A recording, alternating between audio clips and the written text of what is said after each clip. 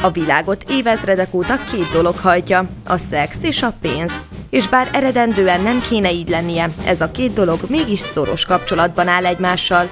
De minél mélyebbre ásunk, annál több az ellentmondás. Belegondoltál például már abba, miért van az, hogy míg a randi oldalak bevétele évről évre történelmi csúcsokat dönt meg, azaz elvileg egyre többen keresnek társat, addig a házasságkötések száma, vagyis az elköteleződés iránti vágy folyamatosan csökken. A helyes választ a szex közgazdaságtanának alkalmazásával kaphatjuk meg.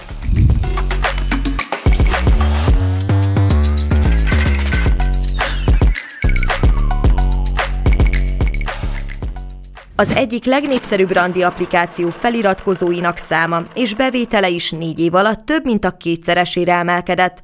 Az app lényege, hogy összeköt a közelben lévő profilokkal a beállított szűrők alapján, így egyszerre akár több 100 lehetséges partner közül is válogathatunk. When I first talked with Simon, immediately we had a bond. Ezen a grafikonon már az látszik, hogy a világon szinte mindenhol évről évre drasztikusan csökken a házasságkötések száma. Ezen pedig azt láthatjuk, hogyha egy pár mégis a házasság mellett dönt, egyre későbbre halasztja azt. Hogy miért? Egészen egyszerűen azért, mert napjainkban nincs szükség elköteleződésre ahhoz, hogy kielégíthessük a vágyainkat. All right, sell it to me. What? Sell me marriage. Okay, how about love? Csak az USA-ban minden másodpercben $3000, vagyis több mint 1 millió forintot költenek pornóra a neten. Minden másodpercben 372 ember gépel be szexuális tartalmú keresőszavakat. Minden 39. percben készül egy újabb pornó videó, és az amerikaiak inkább pornót néznek, mint rádiót hallgatnak. De kezdjük az elején. Elsőre talán furcsának tűnik, de a szerelmi életünkre nem csak a személyes vonzerőnk, hanem a közgazdaságtan törvényei is hatással vannak. A piac egyik legfőbb szempontja a kereslet és a kínálat alakulása. Így van ez a szexualitás terén is. A szex általánosságban egy olyan áru, amit első ránézésre a férfiak és a nők egy sima csereügylet keretén belül szeretnének megszerezni egymástól. De itt mégis többről van szó, mégpedig azért, mert a férfiak és a nők másképpen viszonyulnak a szexhez. A férfiak általánosságban nagyobb hangsúlyt fektetnek a szex fizikai dimenziójára, gyakrabban kezdeményezik azt, és nem feltétlenül kötik össze a romantikával. A nők számára ezzel szemben a szex sokkal összetettebb.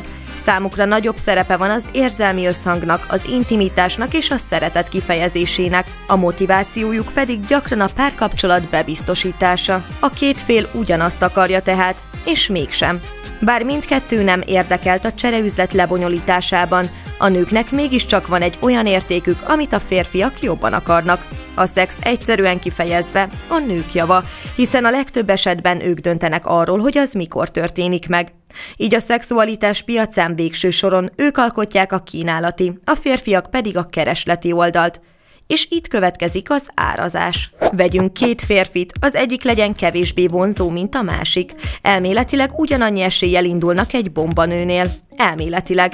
Gyakorlatilag ehhez elég évi $186,000, azaz nagyjából 72,5 millió forinttal többet keresnie a kevésbé vonzó úriembernek, mint az előnyösebb külsejű rivális szívtiprónak.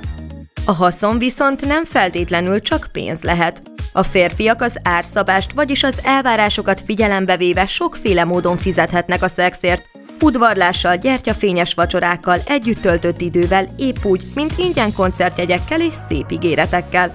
Az árat az határozza meg, hogy az egyik fél mennyit kér, és hogy a másik mennyit hajlandó fizetni. De van még egy törvényszerűség, ami teljesül. A szex ára mindig a kisebbségben lévő nem javára mozdul el. Például a vadnyugat sem az erkölcsösség miatt volt prűd, hanem azért, mert viszonylag kevés volt a nő, így ők nagy árat kérhettek magukért. Ahol azonban kevés a férfi, például egy világháború után, az ő oldalukra billen el a mérleg nyelve, és akár egy nagyobb szexuális forradalomba is belefuthat a félvilág. Ez meg is történt.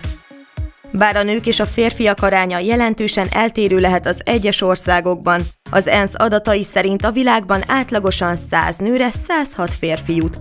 Ráadásul az utóbbi években a nők száma nem nőtt drasztikusan, a férfiaké pedig nem csökkent. A szex mégis jelenleg az egyik legolcsóbb terméknek számít a piacon. Nézzük, mi a helyzet a kereslettel. Egyes becslések szerint a világ szexbizniszének a forgalma csaknem $100 milliárd. Az iparág bevétele nagyobb, mint a technológiai óriásoké, a Microsofté, a Googleé, az Amazoné, az eBayé, a Yahooé, az Applé, a Netflixé és az Earthlinké együttvéve.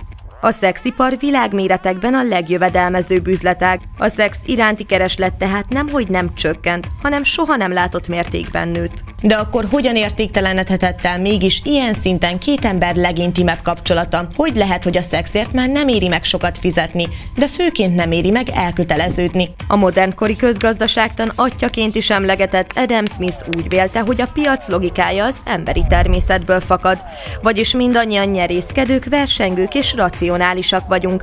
Ezen keresztül határozzuk meg például a műalkotások értékét, és akár az emberi kapcsolatainkat is. It's not about you loving the ballet, Gary. It's about the person that you love loves the ballet, and you wanting to spend time with that person. Mindennek a társadalmi csereelmélet az alapja. Ez szerint a társas kapcsolatok azért jönnek létre, mert ezekből az összes érdekelt fél hasznot húz. A szex ezért nem teljesen magánügy két egyenlő fél között. És bár a szex terén a nők az eladók, az árazás nem kizárólag rajtuk múlik. Ahogy a gazdaságot, úgy a szex piacát is számos tényező befolyásolja. Gondoljunk csak bele, mi alapján választunk a termékek közül, például egy boltban. A szóbeszéd, a reklámok és egyéb ingerek ugyanolyan, hanem nagyobb hatással vannak ránk, mint az ösztöneink. Így például, ha éhesek vagyunk, nagyobb eséllyel választjuk azt az élelmiszert, aminek megkapóba a reklámja, vagy valaki ajánlotta. Így van ez a szex piacán is. A szexuális forradalom, a nyílt szexualitás, a szexmagazinok és klubok mind alapjaiban változtatták meg a szexualitáshoz való hozzáállásunkat. Korábban a szex nagy eséllyel vezetett terhességhez, melynek sok esetben házasság lett a vége. Egyet mondhatok magának, hogy a vállás egész kellemes dolog. Csak hogy ahhoz előbb meg kell házasodni. Hát ez a baj. Ez azt jelentette, hogy a kapcsolatért cserébe a férfiaknak a legmagasabb piaci árat kellett fizetniük. And people don't tell you an awful lot about being a parent. That's why if I could choose to do it all over again, I would have chosen the RU486 pill.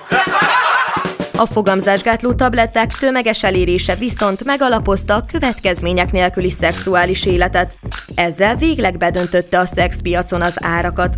Az interneten ingyenesen elérhető szexuális tartalmak dömpingje pedig óriási robbanást okozott.